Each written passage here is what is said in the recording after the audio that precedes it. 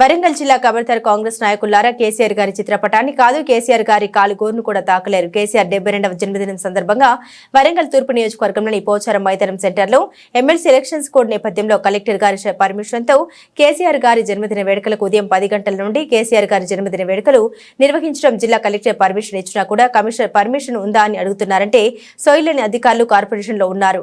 నగరంలో పారిశుద్ధ్యం, ప్రజల సమస్యలపై రేట్ పట్టింపు లేని అధికారులు కాంగ్రెస్ నాయకుల ఇంట్లో పనులు చేయడానికి తప్ప ప్రజలకు ఏమీ ఉపయోగం లేదన్నారు.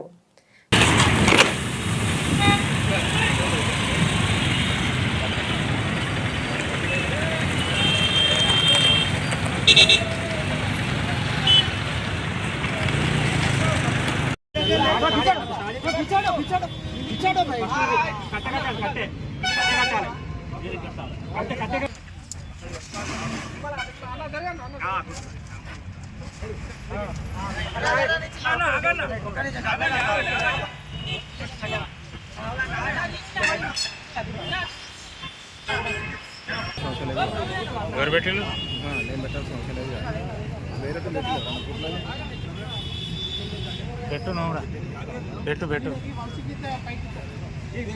అది కట్టాలి కట్టే ఉన్నాయి కదా కాలు కిందకైతే సెట్ చేసుకోవాలి.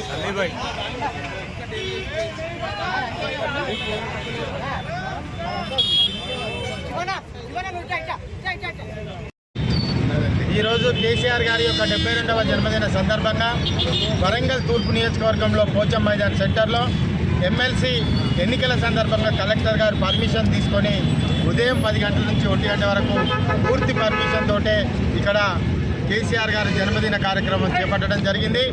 కానీ చాతగాని దద్దమ్మలు, చాతగాని కాంగ్రెస్ పార్టీ సోయిలేని అధికారులు ఈరోజు మేము కార్యక్రమం ముగిసిన పావుగంటకే వచ్చి మున్సిపల్ కమిషనర్ ఆదేశానుసారం ఈరోజు కటౌట్లు తీసే ప్రయత్నం చేసింది.